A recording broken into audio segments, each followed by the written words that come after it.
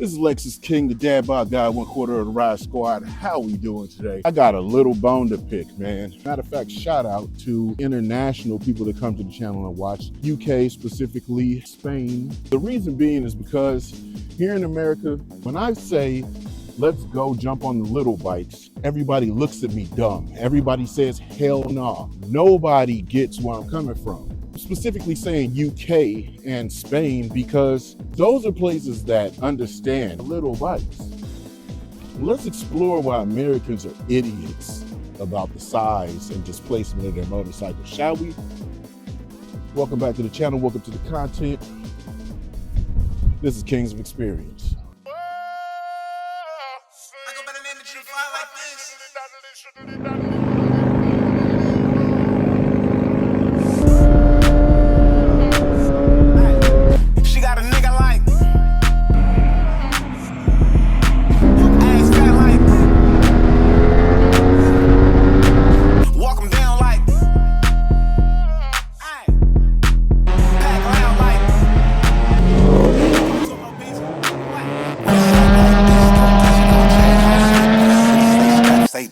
Call it what you want, Ben Frank.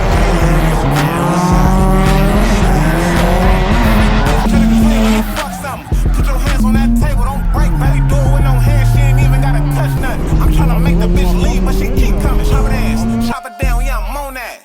I'll walk them down, make them run that. Now, I haven't ridden these two jokers in a really damn long time, so that's why they're so damn dusty and dirty.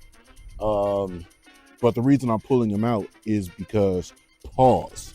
The reason I'm bringing them out is because I want to get back in the mix, back in the flow. I was doing a whole lot of kart track training, which helped me to improve my talent riding, like tenfold.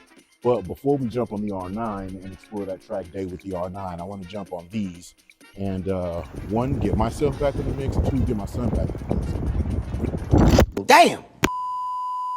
For you that is new to the channel since the R9 content, I've had these two bikes and I've built them because of kart track. I like doing kart track stuff to get my training in, and everywhere outside of America does that.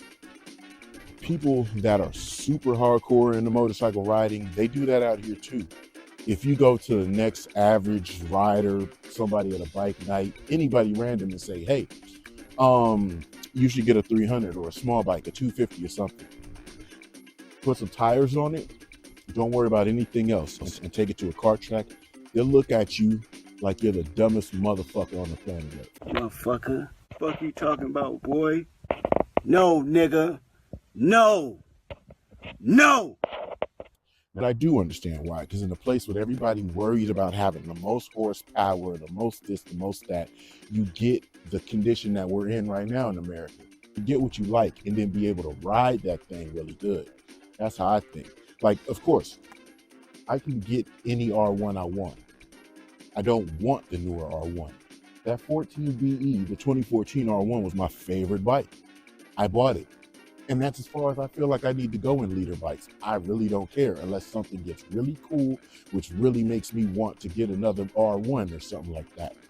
So far, that suspension is done. I've got Brembo T-Drive. I've got RCS on it. I've got centered pads. I'm done. I don't really find the need. Oh, I've got Dimag wheels. I got 520 conversion. I don't find the need to really have a speed demon. Got 170 horsepower at the wheels and what, 80 pound-feet of torque. It's tuned, it's fun, but that's as far as I need to go. What if I got all that and I can't ride it for shit? Do those specs and parts and everything like that and make that bike validated? No, not at all. And I'm not the best rider, but God damn it, I want to take the effort to try to be. As I try to be, and I make that attempt, I spend most of my time on shit like this to try to get my talent up.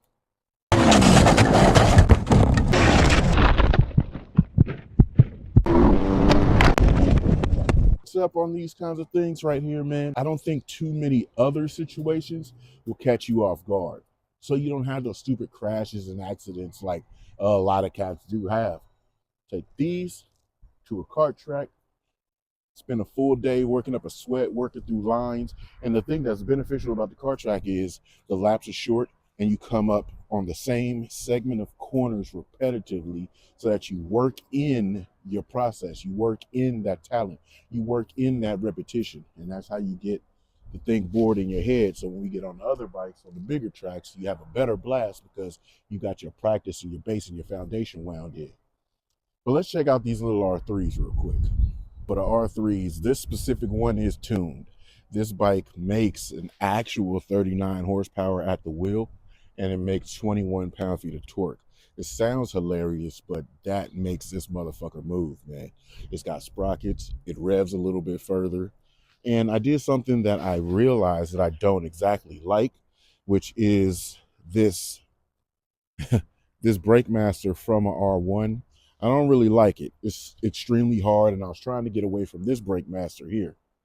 This brake master, the old school scooter looking ass shit, but you've only got these little teeny tiny brakes right here. So why did I need that? Because this, ironically, this feels so good braking. Like my RCS feels amazing. This feels amazing. And it helped me realize that this feels amazing.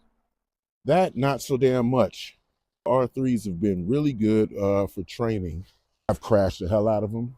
I've thrown them up the road. I've wrecked them quite a bit, but guess what they don't cost a lot of to fix? And I can get the parts for days. That's kind of why I like the 1Gs. The first gens, I can get any colors, anything quickly. So these have brake pads on them. They got a 520 set up. Honestly, 520 is the stock pitch, so it's pretty much just sprockets. The sprocket count went 1 down and up 3 on this one. This one accelerates really drastically. This one, not so much. So as they're both twins, I've made them that way so I could jump on one and my son could ride the other one. Or I could ride this one and he could ride the other one. And they're both about the same bike. The only difference between the two is the tune on this one. I've got airbox mod and everything done. Same thing, airbox mod and everything done. No exhaust because I don't really care about making a noise. Plus, they sound dumb as hell when you got exhaust on them. But the thing about the rear sets being on there and the clip-ons make this feel like an overall super sport bike. We got the super bike seat, which raises you up. And we also have a 600RR rear shock. 600RR rear shock is from the ABS version. It has that little extra reservoir situation that makes it fit perfectly. Raises up the back, and now we actually have adjustments that we can set the rear end only. The front, still garbage, is soft. But this one, I have set it a specific ride height. This one is different. Now, I do like how this one handles a little bit better, but that's mainly braking and tip in. As far as I can remember, that was the difference. They both got Q5s on them. And that's really it, man. Rear sets get scratched up, they get drug up. Oh, we did make a change now. This is standard shift. This is GP shift. Reason I made that is because with the R1, I started noticing and realizing that my ankles are getting bad because of my wrecks that I've had, right? My left ankle will really get some good fatigue. And the R1, I always miss shift when my ankle starts getting fatigued. It's coming through a corner, and when I'm coming out of the corner, I'm reaching my foot down, trying to get that shift and pop it up. And sometimes I slip or I don't fully pull it in gear. Now that is GP shift. This is GP shift. And the white and red R3 is GP shift. This standard, this standard. But this shifts so buttery smooth, I haven't found the need to have to do that with this bike. So, pretty much, I mean, these tires have gotten quite a bit of use out of them, but I think, you know, we're not going to be pushing that hard, but we're going to pull them out this weekend. I'm just going to set the tire pressures and I'm going to make sure everything's good to go. And we'll start rocking on these again, even though they've gotten probably a season on the tires. But we're gonna keep it moving again. Let's clean these things up. And then we're going to get to the kart track.